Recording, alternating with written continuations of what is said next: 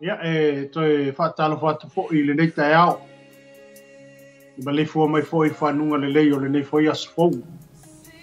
Wa ina fo I mwhapopo ina le tua I lo soi fua me se fo I so matu wola. A whelo te fo I lau por kalame le nei tai au ia po le manu tai au. E fo I ona masani e ia so o vai aso te tasi. A whelo e toe pa ia mane mamalu fo I se tato tunu. Ia me se fo I o woma paanga. A whapea fo I le tino ke risoro whapea na fo I o na mai boa ia. Me ngata fo I lea ia. Molo te talo mai fo I mo le tato por kalame. Nei whapea na o na whamalu si pe tato e ala le upo le tua. Ia. Le ita e au e whapea na o na a whelo I atu ma talo patu. Lo uto ia mo lo uto manu. Ma loa fua I lau mau o neja spou. Whapea I le lofo ma le anga le leo le tua. Sa tato mo moe le poan po, ia sa tato tau mate le ete pe tato tau le maili nei tai au. Ai whaatai le anga le leina o le atua sa ia le leo sa ia pupui. Sa ia marutia lo soifua mo mato mo tato tangata. Ia mo whaiona e ma le fua mai le fifia ma le on ole nei tai au. Te whatupuina lo malosi, te whatupuina lo ngona fia I le atua. Ia maise mo toe whaapopo fo I le Intia o le whaapopo I lo soifua. Ia me se foi so manto wola I o le whaatai le tua nei tai au. Na wai ona tātou vivi ia e mo tātou whaamanu I le tu. Awa e tali tonu ale manato malangona. E foi nisi o ainga wa when malanga ni liu mareoti. Ai whaatai lo loto I le tua nei tai au. Te loa leua o te kova le tua I lo ainga. E malanga ni liu mareoti. Ma penana whaasopoloa le tua le maliu maleoti longa loa ainga. Mo tātou ainga. Ai wafe mailo nanga le leia ti tātou. Wan whaftaina ia I le atua lu. Le tai au, wai mo le maula whiong pa ia le atua o le tātou wola o se kuao wa na on malu. Na on matala mai le tai au, ia au kure fiafi ia ua mang. Patu sa ina ili so I fua ma le ola o le tangata. Ai whaftai le atua. Le fua mo tātou wola. Ia ono le umawina le atua o tātou wola I ona au. Ia wai ate I tātou le tātou whapea I le atua. Pata ia I loa lofa mai ate I mātou. Ia uia I wha le tonu ma sipa ma whape na ona. Le tonu fo I le tangata I o numa le tele o tei. E whakta I le o mwailo o lofa tonu I lungu mātou tangata. Neta e au. Nato la tātou o se vi ingo le tua neta e au. Ia ona fo I mai fo I lea I o na amataina I fo I lea tātou kuru kalame neta e au. Ia, o sunga mai kum se tātou vi ingo le tua neta e au. I o na amata I lea tātou. Ta au pe o ni ai.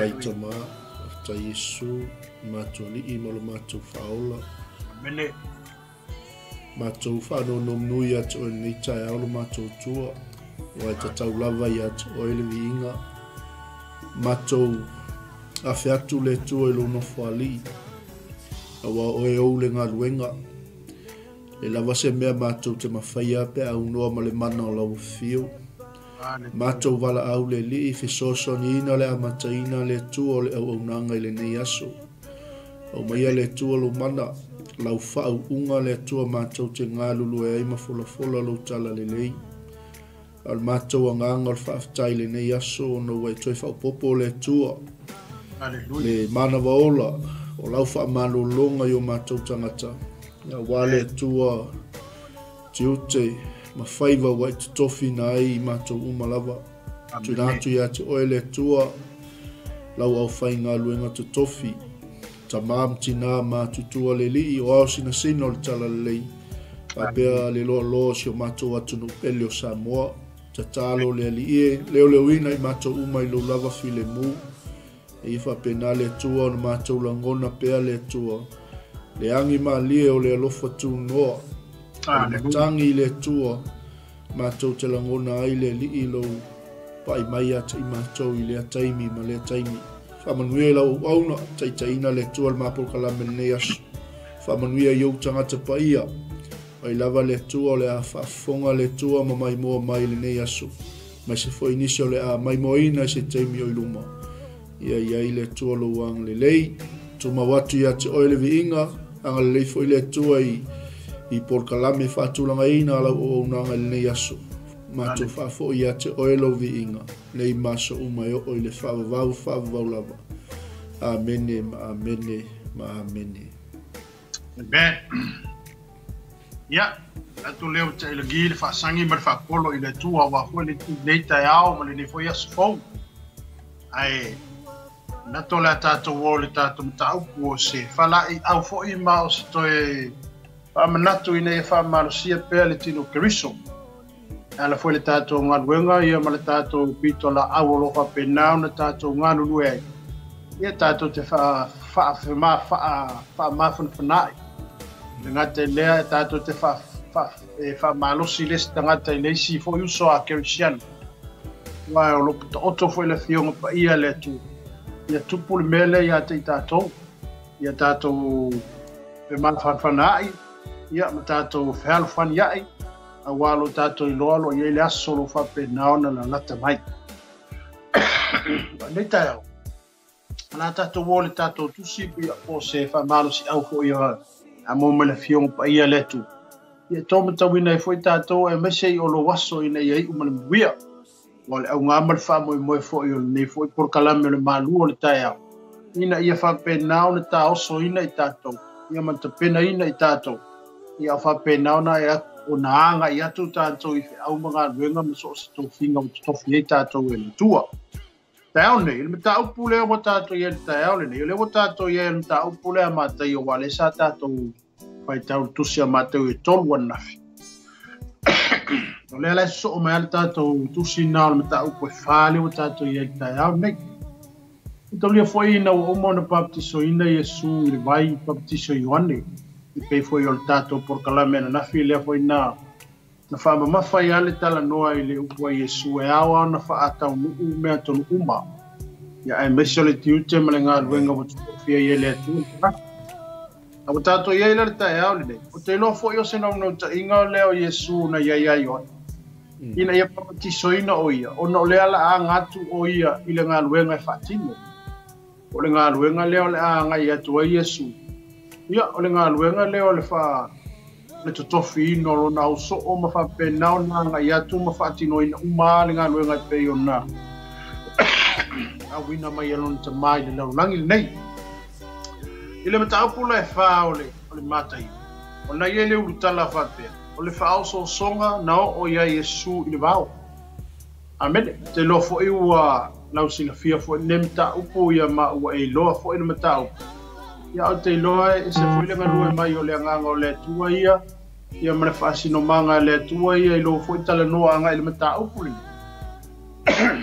nei te lea lea ngā mata upule nei ia male a ngā i mai fo i mata upule nei a te tato ia mai sale vai tau po le vai tau le nei te soifua mo tato wolai ole mata upu atoa le na ale la ma tatala no atu nei vainga o le fionga le tu mata upule ina ia fa pena ona te fa malusia i le tato wola au ia mo le tato wola tautua ia mo le tato wola finau le tu sa mo no ngal amen al mata upula le fa mai ona ave na ele o Yesu il vao ele nganga ina ia fa so ina le tia polo wa fala ina ia i po e fanga fugu ma e fanga fugu murmuri ane ona fieta uma faile o ia ona aduane le ia te ia o le fa so fa pe mai a fai oe le alo le tu ina fetala ia tuia ia liu a reto nei ma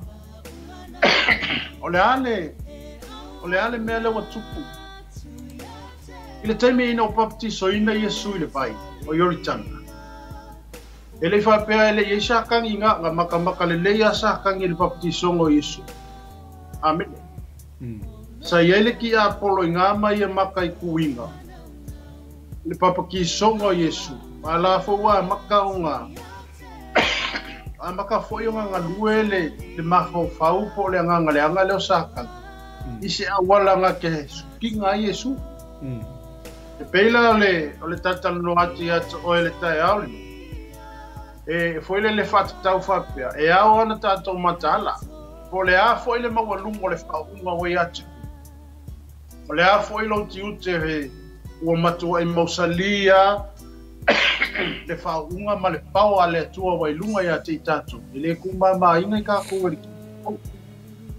amen ele tai ona o kerki a polo polar ko inga fa unga nga ye o polar fa unga le ya awa le o tala no ati at o le tai au le fa ka mangi ya pa kiso Yesu le wa ye le nga pa i o le tu e lunga o Yesu male le o le nga sa mai le la o lo watali pele na i o tofi fia ya ai fa longo lo fam kalanga le ar ko skala o makai na wa nga pa kiso Yesu fa menga nga ave le nga oi nga le tu amen na ave le nga Yesu ile ba le almele la ave ye ave kofo pe fa makawa ku ba wale te pawa le lungo Yesu amen alleluia e pe ona fa ilo atu ya to ele taia ele o mo ngone ki a polo pe ele o fa sama ngone le ba ayer ki a polo ya ka ko ele o kuma mai nga foi ka ko ki a ko awa ya le fiong pa ia le tua awa le fiong pa ia le tua e tu se ko lito na e me ye ko o ai le mo lia le o filifilia i lu ko le tu kamale amen kamale alleluia awa le ko faya kua le tatal no ate ya to te ane anga fa pese me feia Yesu i fa so songa ele fu fio foi le mission anga sa Yesu e fai alleluia amen awa anga le ma lo si foi Yesu e ala ile fa uma le anga pa ia le nga mai lungo Yesu ine kingi fo ele kausingi onga ma le mission anga sa Yesu e fai amen awa fai mai po o ele mo lia le filia le tua i lumo le ku amale amen ngai lo le le saka ele ku ba ma inga saka e makka saka ni ka ko po le ale me fa le ku ka ko le aso praise the Lord afa ai melar ki apolo mo fa le ku ka ko le ba pe yo nga mo e lumo le ku ka we pe ka we ya men pe lo wa kali ila le wa fa le ku lo wa finge la le nga wa fa fe amen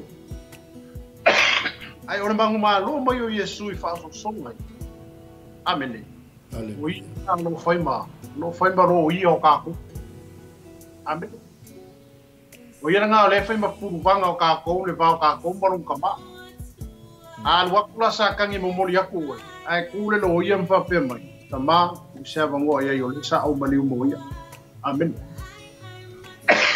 ko ku sa vango lo wa fingela Ngoi lo kali ile. Amen. Nga lai ngo la kule la lo lang fai le kong yo. Inga I fa sao inga mai lo kali ile. Fa sao inga mai lo fini ile. Amen. Hallelujah. E o tu langa nga wa e kala ngo fo kala ya yo. Ngoi la nga anu mo mori o pu mo le. Ole. Amen. Hallelujah. Ele fa nga alua. Wah, aku enggak sawasa kang eva ai kang akal aku mau ile di ima. Iya. Pengau nga makuwa ku mau ano lako kalpong ile. Amen esaula ya sa kang yayo. Ile saw. Ay ang ale amay ile kurfa kang nga ya sa kang yalo yayo. Ile ya sa nga me fa yayo. Amen. Lengan wen ala le ki apolo le fa ngi yaso umbolo so fu mo ka ko. Tol. Arek se share ka kabo. Amen. Mulme ka mulmole. Usa fa makala hu ile kia po. Mulmol fa kakala. Amen. Amen. Me lo ku por soi fuanga ke minge. Yeah. Wa fa le kong fo kong le olanga ke. Mua ilo mai le si ku malo ma le si ki kong le fa le kong o. Wa ilo ko kong le me ke ye. Amen. Aleluia. Fa penala le tato mta ku ta ya le. Ona ole si foi vaenga te pia fa soa ia te ai. Ole sawa Yesu. E sawa Yesu ua makua I ole taimino o mora baptiso ina Yesu ile vai. Baptiso ina Yesu ile vai a toa malenganga pai. E sawa Yesu le kaiminga. Ua makua ia makua I ke lea le fa unga lai lunga o Yesu. Yeah. Aleluia. Wa fiula ki Apolo kami mai ole ako inga si kai le sawa ki Apolo ya Yesu. Wa lo le Yesu le kali ku ye. Aleluia. Awa ke wa e fai kau for kusinga. Pai mai ya. Le poko yo le menga fa pe mai yo ki Apolo. E no fuking pe ma ya ai le. Aleluia. Awa le sawa I fa mai sa anga pong Yesu. Ile fast food wasu. Yeah. Makauria na ai anga pongi se vai aso. Wa ina ngo ngaro fia. Aleluia. Wa o mai ya o mur fia. Amen. Ai makauria no. Ola le yo ole kaimea, ole yo ole kaiminga e fa mawinga ile anga pongi lumba le ko e kala. Wa ya le ngo nga fa penga ya ka ko o mai no le fia. Kakala lo ale le yo ole kaimea ka kala ile anga. Amen. E pese I le vaenga na le fatu ai I le tato mtau kutai aule. Wai lo le ia saka le melo o ile. Amen. Fast food po fast food waso le ai. Ora ngonga fia. Ai vai kali vai ver fisilia le. Aki apo ole makua fa van bandea le ko nga fisi. Amen. Ka mo te ka we ke mala mala. Fa lo fisilia ki apo. Amen. Pamer bisilir ke apolo ngai. Ona alu anele o ia o le fa so fa pe mai. A fai o le ano le tu. Vai vai. Mai a fai la o le ano le tu. Amen. Pa pega silia la langi pe fai a. Pa pe mai a fa ia. Ne si fesili fa pe a fa pe la a fa pe la o la kali o le ku. A fa pe la o le kanga ka bo ni le. Amen. Pe foi le pe saul fisili ai malongo vipa. Amen. Awa ngai foi me ki Apolo inga. A fai o le alo le tu. Na kala ya kuia ia li wale ko ngai ma. Vai fisili. Fisili foi le fisili ko fo pe fisili ku la foi. Aleluia. Amen. La pe sa kangi o Yesu o le alo le ku. Mana le sa kangi Yesu le alo le. Ale wa ku mala fisili. Wala ko se ia kofo Yesu. Pe makala e mongi a o Yesu o le alo le. Le mangaku le ki Apolo le ye. Aleluia. Awa ke fai aku a uia ngi kai au. Mai ku male au fa fonga kai au. Ma kai a o Yesu. Amen. Amen. Aleluia. Awa la fo ia mai le ko male ka mai a Yesu e kali e ko inga fisili le. Aga pa uange lao se si o ka koupo ai oi ngai o so lo mi ka o le ska ka vai ai lo mar.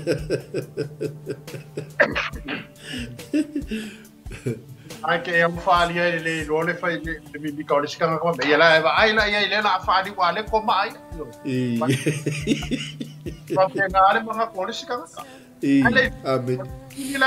Fisili la sa. La sa o se ia la kami mai le fisili ma fisili mai le ki apo. Se isu e mai pe fa maka ke mungi o le kali o le aku. Aleluia. Ale ala ofisiri ya kuli le kali o le. Ole ya Yesu. Ale o sa o ya Yesu ka. Amen. Ore si foi ya. O si foi me ai fa so inga i kaku. Me o me ai. Amen. Aleluia. Ole ase le o sa wanga pongi no sa kako anga pongi e fai. Ole, né? Upa uma lo ngor sais tu vole ngor lau. Amen. E que ia va com o ia. O su ia ko ale ma fa o le mele mara. Que ia katala ma ku ora nga pongia. Luia. Ma que ale o passe se va peso. Ya. Fa me ia me wa ka lo ba lo si ka kala i do lo.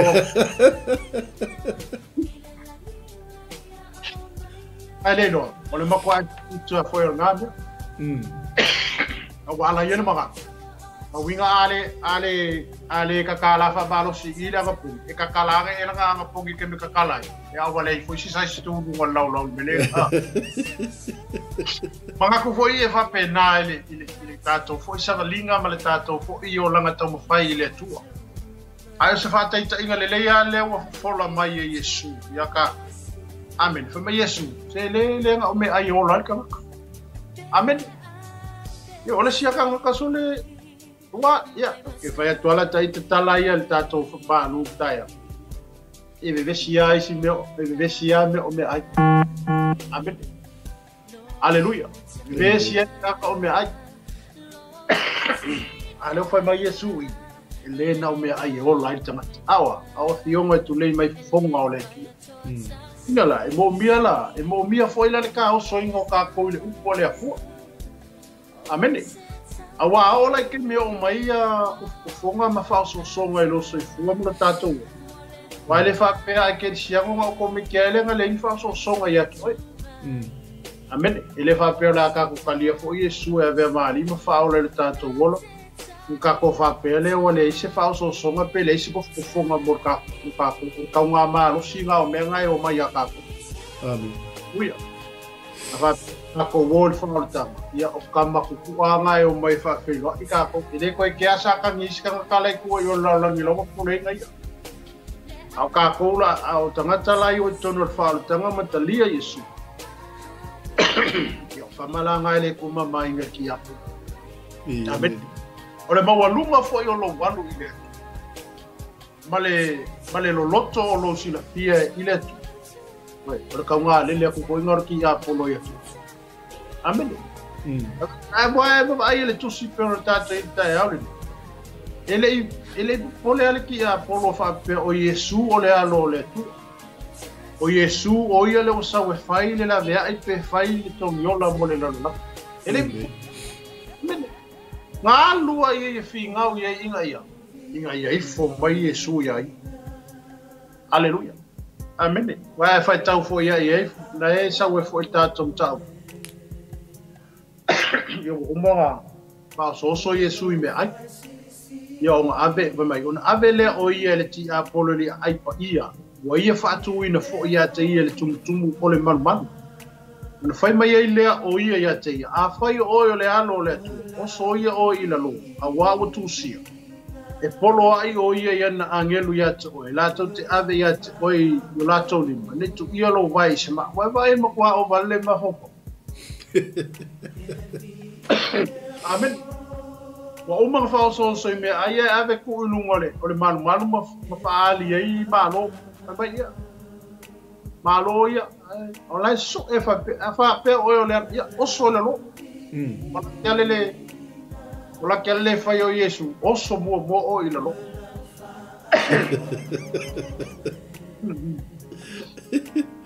Aleluia. Ole ma ngai ole tatum tau ku tai ole. e fai foi le malu tau fo i tato fo yo langa tau mafai le tu mo tato langa sai anga awa ka ko kise ki ngo fie inga ruenga ki a pono amen men awa ia isi awala ki a pono sau e pe manga ia amen pe sumalia le mo au vai a kuā ko le mea yo ki ai amen ke ka kula ia wa le si fa pala ki foi le too late amen what hallelujah ayawa na tato para malango pe ile te inga le nganga le tua ya te tato ai vesia ni vai ke ni mar ngai vai ka se wa ele lo solo le kele le mau me le mo ene hallelujah aya maya le tua le upo le poto mar upo le mala malama ya te tato ka ko ke lo ai me ia o mai ke ni hallelujah o le sau fo ia le al ki a polo le sau o makua saua peia o le mea mongi. I ele. Mene. O peia o le mea sa o e ioe ai o le mea sa o le mea. Ai awa o vava ai mo tātou whaalongolongo mo tātou whaalongolango pea e ala i le musumusunga le nganga o le tue a te tātou. Ni o kako i loa i mea i o wanga i mai i ma whaaso solo mai kei mininge i o kako wola i ngai le rau langi nei. Amene. Mai lor fai upo e fitu. Fetala yetu Yesu yati. Watusi a fona. Awa e tofo i le ilo watua. Amen. Wai vaila i ele mera wa yei. Leu fai e Yesu. Awa ke kufo i le ilo wakua. Amen. Lau fai Yesu o le kua o sa kangi le kua le ai. E awa ke kofo i e. Amen. Ai ole amatamata na kungar ka kopta upunta ya ole. Ole winga foi le ole. Ole tato fasoa ma le tato malu taya. Ia yese upu ya te oi. Amen. Ia yese upu ya te oi te alu ma oi le ka ya ma le ka ya. Me se foi tono farfainga luenga ia ma le melo tato fainga luenga ai ma le melo ya ngai. Ese umaka ngakala ia ko kongu. Amen. Na like la kwa kaya o like fia. Ya ke ia le paka mo se paka kuwa se. Amen. Se kala fale ko ngunga siska kaya ke faronga ku o makuwa ile. Amen. Ale leila le sa wala yele upula ele o leo ai no. Amen. Na yele upula ya te o ke kali ya kubai. Ka ko ke le kali ya kulai se upwe ka ko vevesi ai pe ka ko ke febisha no ele o finga ngalo foi ngalo leto ai avele o pele o pule ko ye so ki apo amene le nga me ai o la tamat o tu si ai ke foi le ilo no winga ole au tu foi o tato faso al taiao nei ale manu al taiao ia yese o pole tu ku ya ki oi amen awa olen ku fala e se que me kau ke o ke le o me kuspa io amene ala ise upu ke kango e memorize o se fai upu le fio nga le tu nga e alu ale ma o ile aso pe ke hanu ma o ile va yaso wala fa o so nga ma ko fonga o ma yaki o ala upu le ku e lo no ko ka ya wa o se foi nga me magmalo ma ya ki apu ya ka o ale ki a polo ku pe ka ku ia lue ko ale o ka ko uma ka ko fa pe ale sa ki a amen pa ko le se u pu ko ka ko amen ale fa pe a sa ki a polo wa fa ku le ki a po se fa ka le ku ise o ka mo e melo ku spa ia su ku le baule ya ki o amen haleluya no winga un bailo pa wa ia pakka o ki a awa ma yese upu fa malo si o tato tangata ia ma se upu e keu ia kako ia e a saula mea fa pe ma fa soso ia wa ele upu e kali ko amen ia ti posing o la upu perfect ai manga o e fa se fa la belave ia ke alula ti posi la upu yo awa a upu mai la fa la belave po la se mi kula melo wa ia ke la ko saula ile upu e quando me la ve kama kule ke la kuma o bubu e bubu e no lo ka amen pa penga foi la le kwale tu pa le fio ngale o nga whakupuinga ka ko se upu o tātou tangata. Awai o le kawale kawe kako, le wharekiu e whalenga. Luia, a olenga o mai mea whalenga, ngā mare kawa whalenga. E ala hoi ke kalia kwa i le tū whalenga, e ala le hiku le tū. A matamata atu nā tātou mta upu tai aule. Awai lewa o mga whauku, Yesu e le ngā whaia. Avele i le vau, ma whao sosoinga ki apo. Ia ai le man manu mai ti a polo ile ni ma foi fe le ka o fe Yesu le u amen a foi alu Yesu ala o umonga ma ka o so inga o ia polo umonga ye ki ya ke ia le u como ya ke o ala fa o so songa mo ko fonga yo uma la va ka o so ia kali ko i me ya ala le u polo wa umonga ke o como ya ke amen. Ia peo se a matatu na le tātou ko kalamenta au nei o sunga mai ia mo sa so ko ia wa foile tala ino le tātou tau meta au ma lole tu fai la sunga le fonga po kalame la sunga taitai sunga te fau ma lo foile ta mo ma lole fa so e monin fa mauni o le talto nunga foile nei tai au ele o se mata upu fou le au fato tu ma le upa ia le mtau ai sele tamau a inga male o le fionga le tu e nate fa fangu pe ama toi fa manatu i lana fana langa le lavata tu te soifua ile le lavata tu te ola soifuanga nei e ia fa so songa e lao i mele o tatu ia i le vaenga le ina ua umatala inga Ioane papa ti soina Yesu ai fa au so ina lo ma Yesu le au umana fa so foi lau sunga ile o le vainga mana ia le te pu e mai i le vainga le wa o pa ia i lau fa so ni tai au fa fo me fo sio tatu atu ina ua fa la ina o ia i po e fanga fulu mau e fanga fulu le tala tuspa ia muli ani ona fia tau mafaile o ia o le kaimi kongu wala le sa ili mai ai loa le filima le tiapolo e sa ili mai sona vanoea e faa oso inai le tangata e pe melo tupu ia Yesu ia e sema le susuo upo le asieli ali pasta a faio o le alo le tua esa oila la sunga ma se Yesu sa mo wo ke inga I ma le liu a le ko ngai ba sana o makua mi vika le fami vika nga ko I le berenga ye ia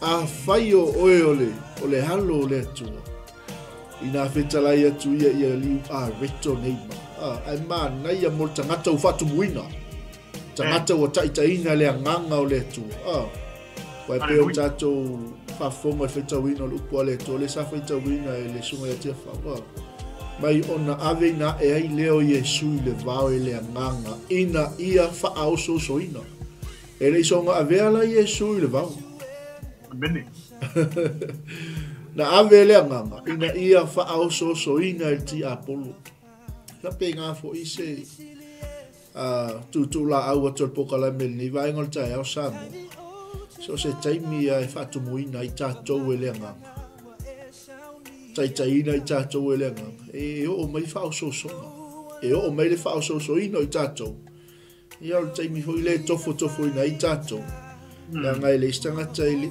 le fatu muina ele fia e fai tau le upu ia pongsi upu fai ngofie e fia e tau mafa le upu fa le nganga le upu a le tua Dia tali mai lo Yesu seri sole ele na o mea ai o la tangata a o afionga umma e tulei mai le fofonga o le tua ia o le episode mua nga le wali pa Yesu sau fai ia oso ave o mea le ia ile Aleluia le ia le tumu o le man po le ai pa ia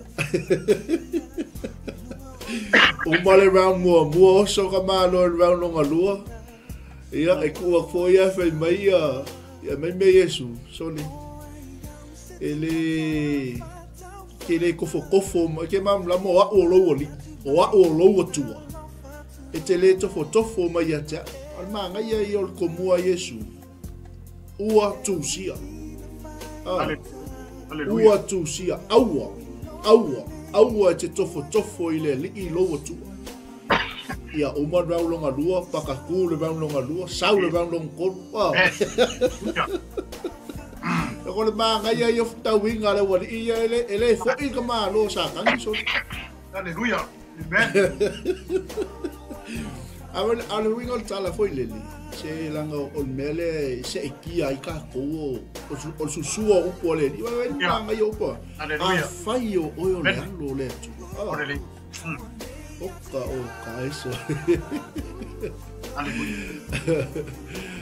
Fai o yo le lo le tu. Oso ia o ila lu. E me fe akuia ia Yesu o tusia la foi apalai mai ua tusia e polo ai o ia na angelu e sapo ia te o e fa penga o male kaua le ka ko ke ai te fa fonga mai so tanto watu Amen. e ke vi piu ka kungol ki Apollo ai o so mai fo ki Apollo la we mala mai ia te oi Amen. ia i ngale pa Yesu ia ma pa maruangi ma Yesu ua tu sia foi aua te tofo ile li lo tu ia o mal nga ka no sa wa ya kunga ba so di ke de ma fai ya ka le o tua fa ku muinga ka le ele lo ala satan fase fulu po leanga fa la inga Yesu leanga pongi Amen. Hallelujah.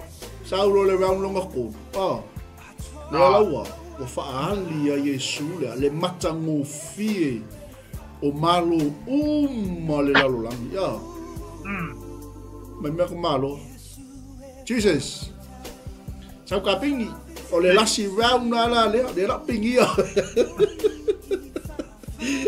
va ai la sau o te awatua nei mea ia te oi pe a fai e te whaapa e ifo mai a te Amen. Amen. E kei rola, e rei pingia Yesu, pero Yesu, e ala ifo aku foi ali o lua rauno e pakakuia. I nā alu ese ia o e satani, a wāua tusia, e te ifo atu i lea li loa tua, ua na o ia lava e te auna iai. Amen. Mai wai rei ai, komanda Yesu, satani, o kua o au oi, o lalo o lo fivae lo kulanga. A wawa tusia. E te ifo atu le li loa tua. Wana o ia lava e te au na iei. Ai la iei le whai ngofi o le round free. Pa koe kakala mea whai pelea satani. E me mea Satan, sorry Jesus. Se sera kai mi le ngau sa ia lui oi. Ia ma le nganga wha alo pastor. Amen. Hallelujah. Ai sisila el fai upoeva. Olo fa pe mai ele tu stala matai. Ona to avelea o ia le ti Apollo ile monga matua mawuru. O ia fa ali fo ia te ia malo umole lololangi. Maola toma tongu fie. Ona fai mai ele o ia te ia. O te avatua nei mea uma ia te oi. Pe a fai e te whapa umai fo mai ia te. Wai vailer kara ngoa kangakale. Lawa mau ki ngoa sa kangi o ia la ile ale authority. Le kala ngoa sa kangi o ia la ile pule. Amene. E mataulia foi tu sia skielu lo fa ma wai tangata lea o sa kangi o ia or kangaka faivi inga ilumbo le. Amen. Amene. Ai or kangaka foi le sa fa kanga ile kuanga o ko mo mepa ia le ku. Ai inga wa foi mai ngai kupo e lole mangako nga ole ki atu foi mai ele kakau e ala o si ilo mo fo inga ia maku kusa male amene ngale foi mai e skielu inga tu se skielu ngale te ule matau ai ale so ku se skielu ngai matau ku ta no te ya haleluya le fa pe mai ro skielu o ele ke rupi fa malu sa e fe aru wa ile ba o ma awafi amene Hallelujah. Wa mai na faa na whaamamaluina oi. Ainga wai loa ele akua lo whaamawalunga ma lo whaasausi. Na kuli mai e loa oi mai lunga le mesa e iai ma e sa wai loa lalo laki. Ai amoni maufu ele tusia a whaalinga whai mai. Inga wakuli e se mai sa kangi mai lunga mai le mea mamalo le akua. Nga sa makoso mai le kasi o vai kolu o agin. Amende. Longo winga. Ele se kama i vai nga sa kangi mele iai. Wai le wafasi seinga mai i maangelu makangaka sa au mai lumo le akua i kangaka lea. Amen. Onga ka mai malonga poko nga ave ye le akua. Wa avela ma mea wafasa usili e longa langonga malonga manga. Makupo e lola langonga nga wa manga au inga i kukusala ua ma le akua. Amen. Amen. Ole pongai foi nga lenga kuli se mai ele ko mai luma longa ngofoani. Vai le ya se foi vi inga pe a lu le fionga le tua kanga kale o sakang o kaka le foi ngolu se felo. Amen. Wi ol foi vi inga po i ol worship leader luma le ko. Ai vai le gaming ele. Ele musika la langi le. La no wan sakang ko ye ne menga sakang nga mai a le ko. Amen. Aleluia. Awa foi la wo sa kangi o i meanga. Aleluia. Ale foi la wo ko sa i ele o ave seana la sa wala sa kangi ma meanga. Ale foi la wo ma il fa so so o Yesu.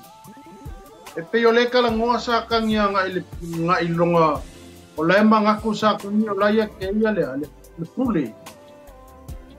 Ai fai ngofo e Yesu ka ngaka le foi me ole ali o le lalo langi nei. Amen. O winga la ole fa makala mai le tato le sono le tai au nei pe ole tala no mai le tato malu tai au ya kako.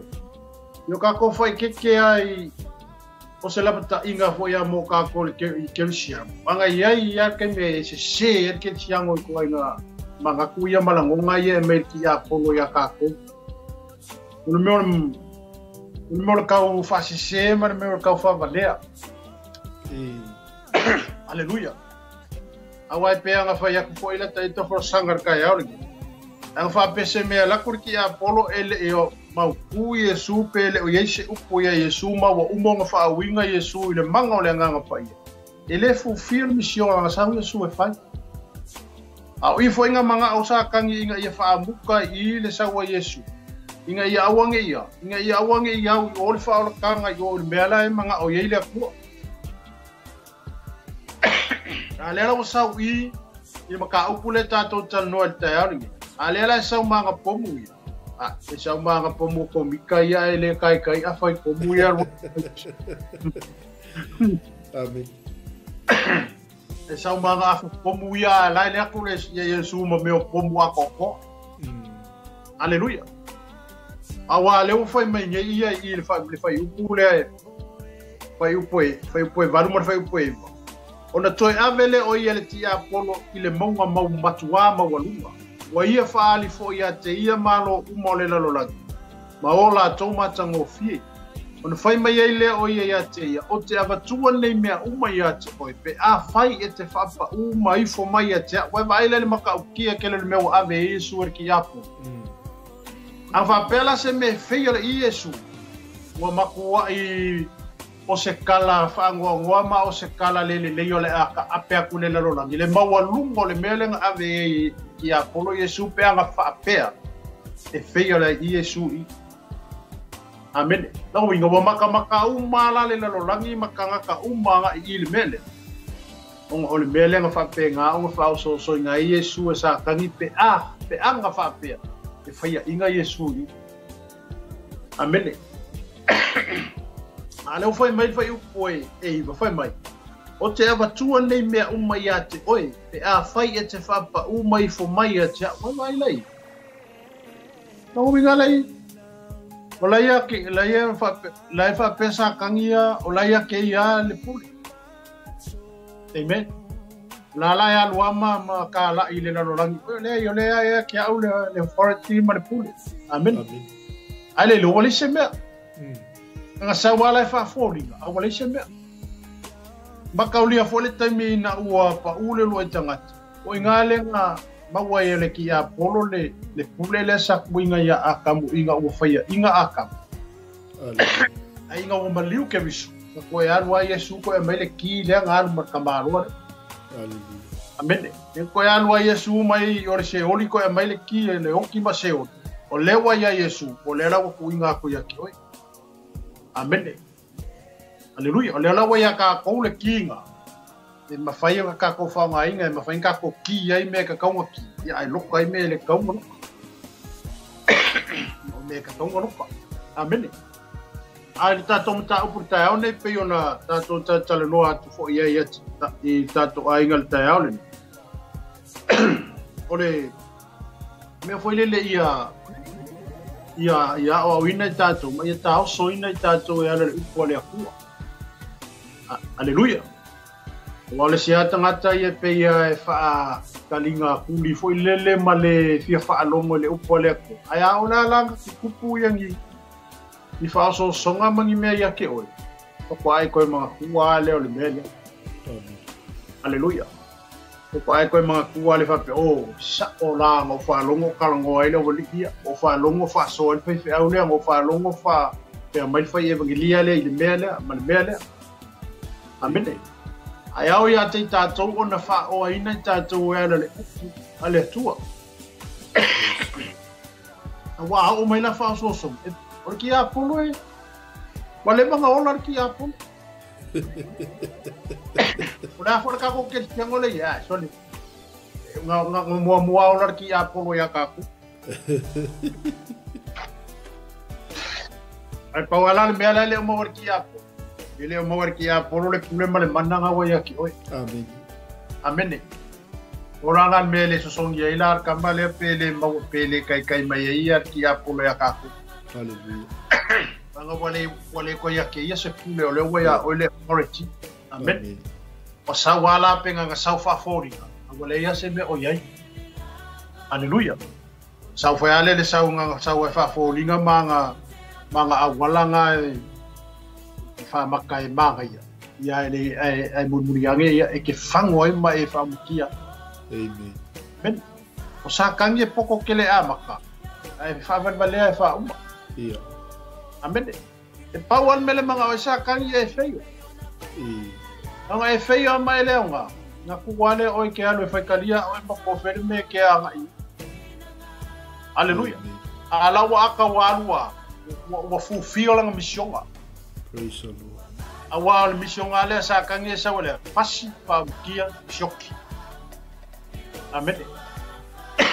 Ele ala se mele leo sa kange ama. La ala ngai na ala upole tua makako ngalue inga ala so song ya. Ele sio kako ya ko. Amen. Yawa tato ngalu lue fatas. Ia makako kufakas. Ya kia ele malo mal fina ngalo leku. Inga ia kako akensa inga luenga ki a pono le ngai mai. Amen. O nga luenga for ki a pono le songi.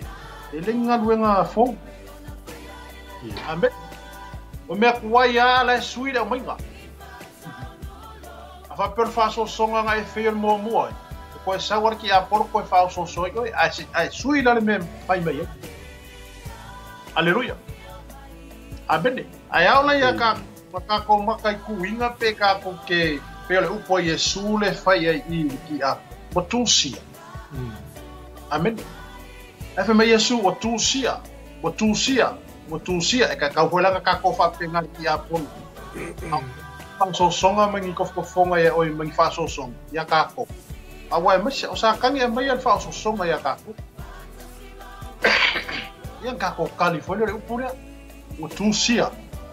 Pai baile akua ya watusia pa ole akua ke ifo ya watusia ke aunga ileli watusia awa le fa mai Yesu watusia. Amen. Haleluya. Eu ferme nga ia peno from talat foi at o leta yao le ku mawo yopu ile. Amen. Wa isi te me fa penganga o mai le kofonga po le fa so songa ya kako. Wa makau pe o e fa kala fa kai kai angi ka malongi le tamau ainga ma le kele le o sai ainga wo pu ngai le ainga le wa maku ai le ai se me mo ko ai makimba aleluia amen a fesa ele faku wa fesa ku wayo ele bifona me ai nga sau sakangi I fai lu yo mamenga malue ai le kan ko ngua yo pu le war que ele foi nga o xoka ko a foi nga o me foi nga ka me o fa so so fa penga o ka ko fisili ni lo le ko ko pe o ya amen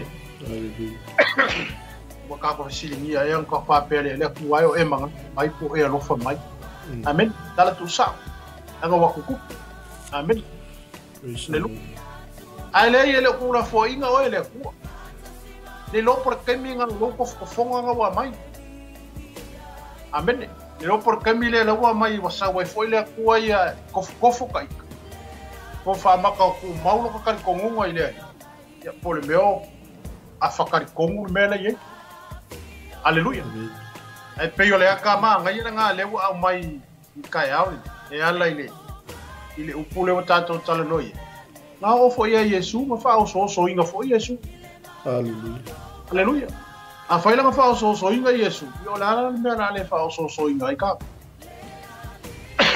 ai fa so inga Yesu ai ngamang mano fa nga foi le fa uma kia me uma yoku ai sa mang malo yo aleluia wai foi ka ngala laka ya yoku mana ko kala nga fai ma me o ile I malue ai le ka ko ngo yoku ile aleluia amen wa foi la ya so inga ma melo ka ko uia I le olanga le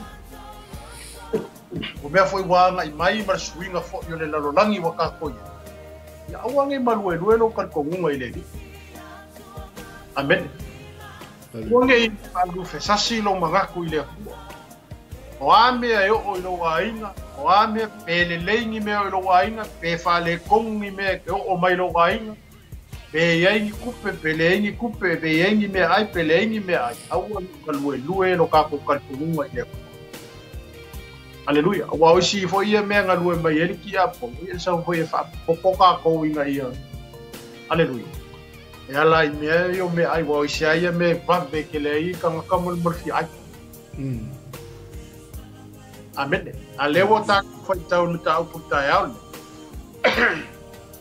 o le feta la Yesu foi mai ile fai upuna e se fu ona feta la ya tu leo Yesu ya te na ro se yo o satan wa wa tu sia e te I fo atu ile ali ilo wa tu wana o ya lava e te au ona yai ona tu ai le o ia ele ti apu fauta fo o mai angelu ma au ona mai ya te ba bai le unga le wa mo le o mang ma o Yesu fu le fai amen so wasakangi ku yoki a Yesu umasakangi amen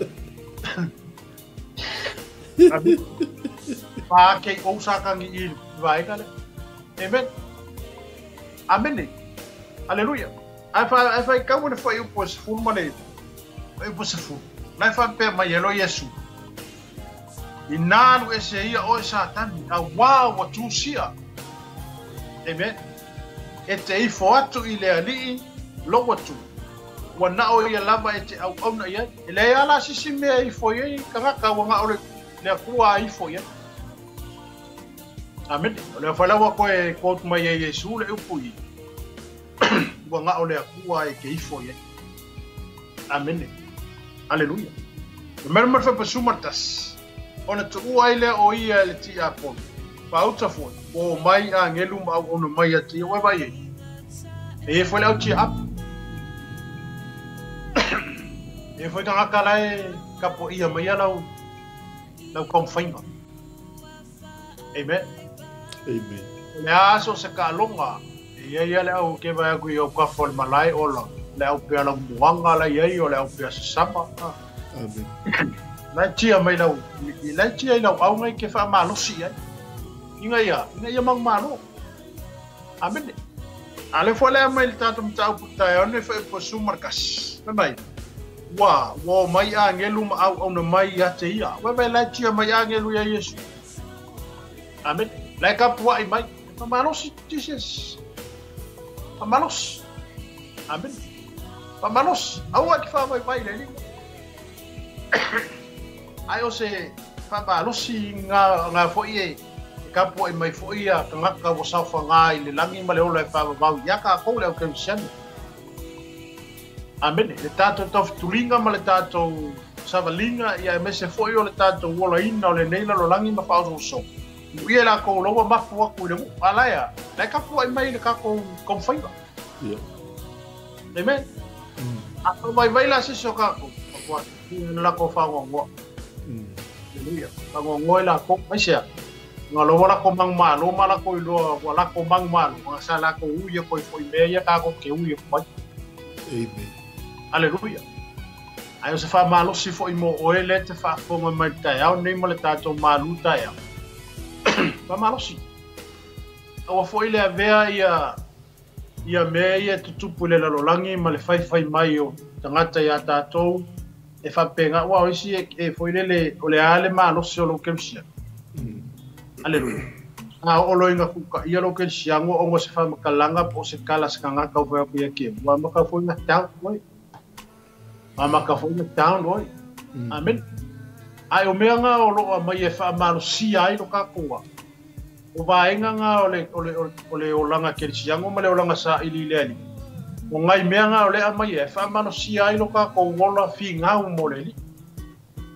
Amene. O ai ai a i ka o le soifuanga ma le olanga le ke soifuanga o lai. Le whapea la kako kerisiango i o nga o kei ale o mea kako kisanga vani ai. Le whapea fui wa kako li liu i leali. Ia onga kako whapele o le ale o mai wha so songa o le ale o mai wha fonga o le ale o mai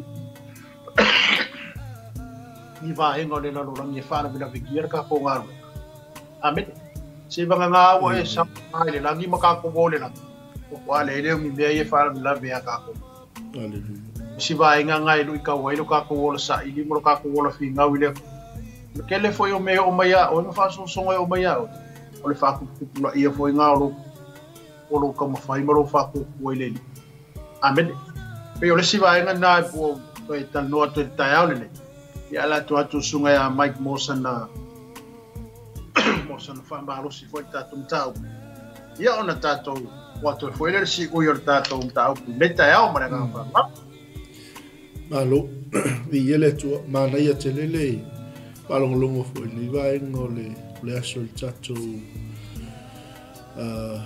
tu se pe un tatou fa som tu fa ia o no le vaenga le o mo le tatou tu ia o le fa so ino Yesu mai tau mai o le taimi le ale foto a uma mai ana papa ti soina Amen. ia le anga i mai lo in tau pe fa o pe o ila tau pe fa le na amata lo le talainga Yesu Misionga. Ioi, a matailo le mission na Yesu ile e mta upule fa. Ia le ela na ulua i male lenga. Amen. Ina salamo ia o to wa lata maile ma lo o le langi. Wa nga umatu lo around e tolu ianga. Felo a Yesu masatani fa so. Ia. Anga i melo i lalo i na li foi upu e o ile. O fai upu e sifun ma le onu. Ei wa whafonga Yesu wa tuina i oni il whalpui. Wa mali watu ye i Kalileia wa tuua i o Nasareta o mali watu manofo i Kapanaumi. Tua o iani o Sepulona. Na fatali. Ia ole saungo Yesu. Pei ole siva inga ta u ole mea lea. Ole whatau uino o perfitanga. Amen. Ai pe lungo mtau po tolu le sa fe mai on e aona tau nu ai o perfetto Isaia o le leo lu alanga le vau sa foi la ye il va engale o mar fa so ino Yesu e ka ka wanga o ia ku i fe ele tua o yo se pulona na fatali it's a prophecy it's a tau na fatau nu Amen. ia le alai pe o le si vaenga na lea e iei le vaenga na o le si o le prophecy mai o le nu sa no fo le pouliuli O lātou I loa le malama tele. O I lātou fo I sānu nofo I le nuu. Ma le ata o le oti uwalua I le malama ia te I lātou. Wala va le uyang o Yesu inga. E pupula to I le malama I tangata nei. Ia. Pei o le siwa inga na manai o le tusi le tatou te o no tatou te. O le whatau uino perfetanga. Prophecy fulfilled I ele I foi le kai pe o fetalainga Yesu e on whatau uino mea tonu mala buanga le ui mai Yesu I ele tau no fit perfetanga I saia. Ia le alo fai mai lo lai o Ioane ia talu mai ai na fuo na tala I atu Yesu fa pe atu ina sala mo ia o tou a wawa lata mai le malo le langi le malo lo tama inga la wa ui ane I lata ane I le vai o kalilaia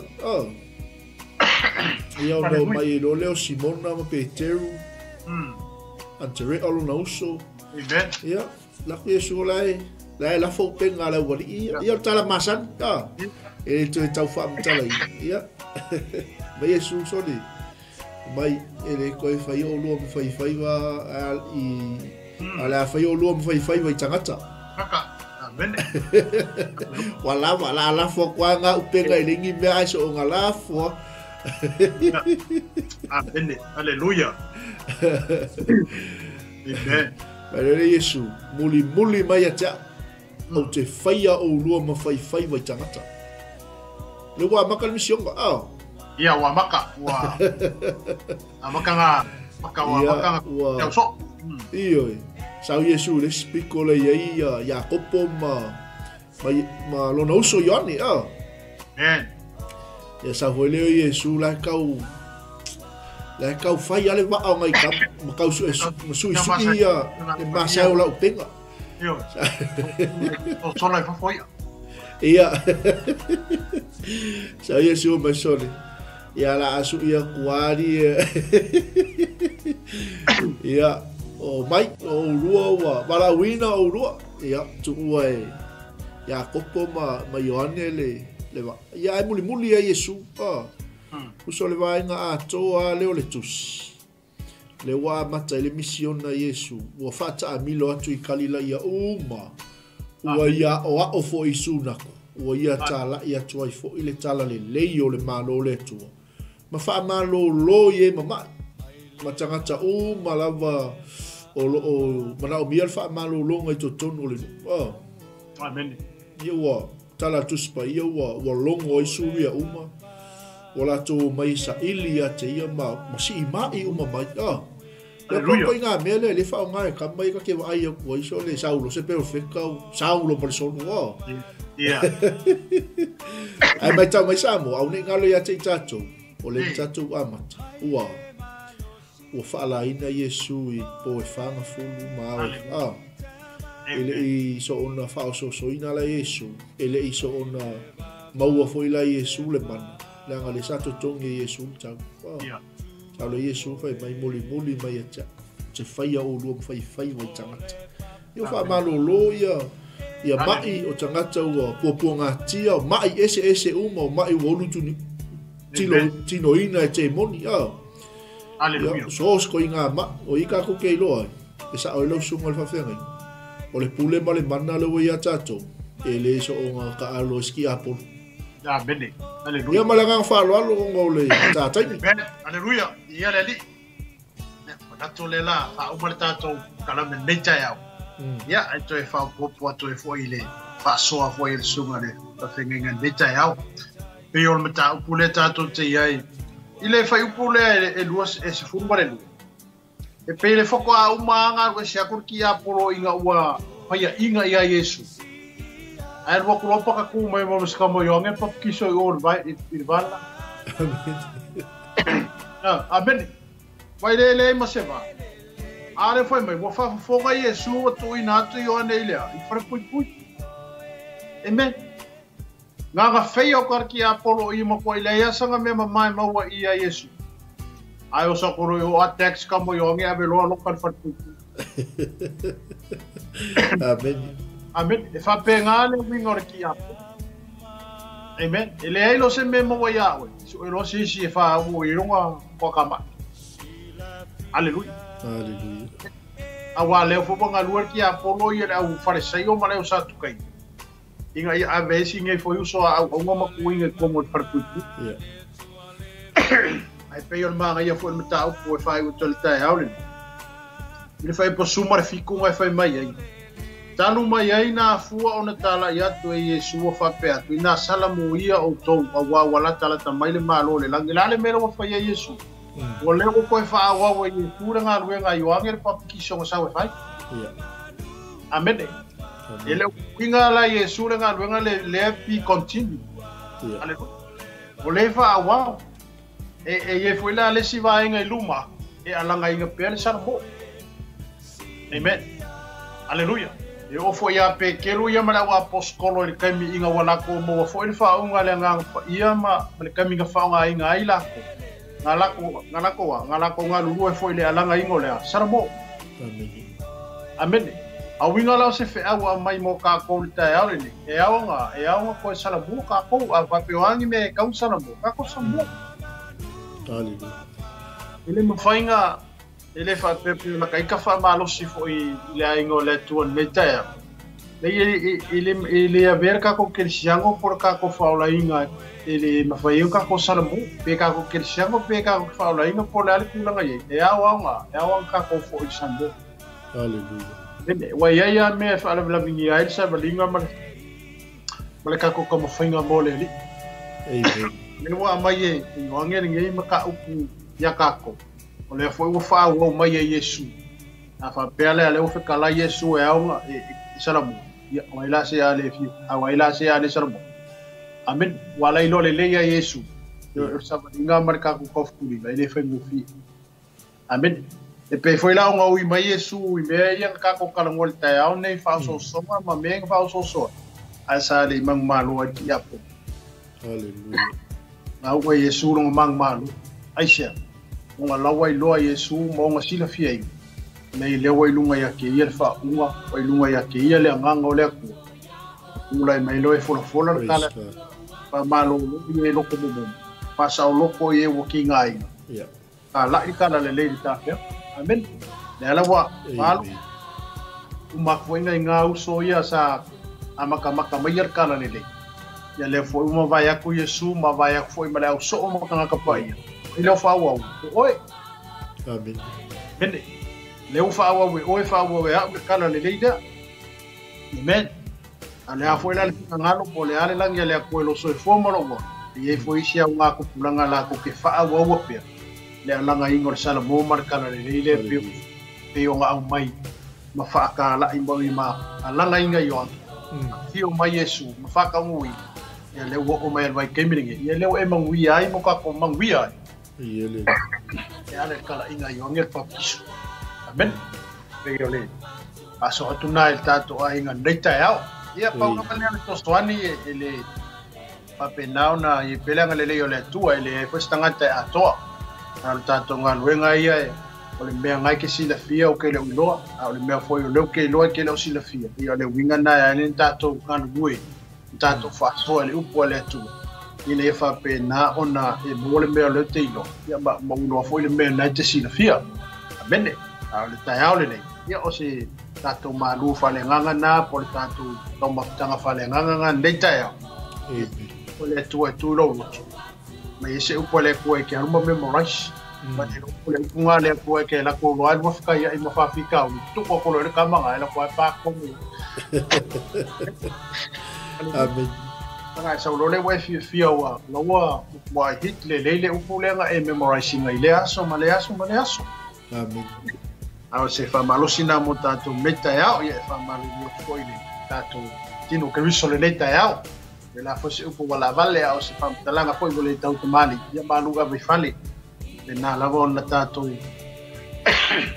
fa malo ya la foi tu fatu ia ianga le leile tua ia oi a foi la singa po kalambe fai uma neva yaso au mu fai ba pa tasi ale nganga le tua oi mau fuanga e fa pena foi ona ano fangia le tua lo soifua mo lo tātou ma ia e whapenao na e matahala e le koe moi ngor fili.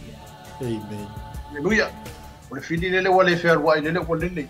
Amen. Yeah. Utsu whai kulale mo kulai le fili. Ia. Alai mo e kiri siango riskai. Amen. E whamanatu ia te oe ma whamanatu ia te i tātou. Ia le kalafoile le ka pele longo ma se wham. Amen. Aleluia. Nā tātou pēi lo whina ngalo mo tātou tangata.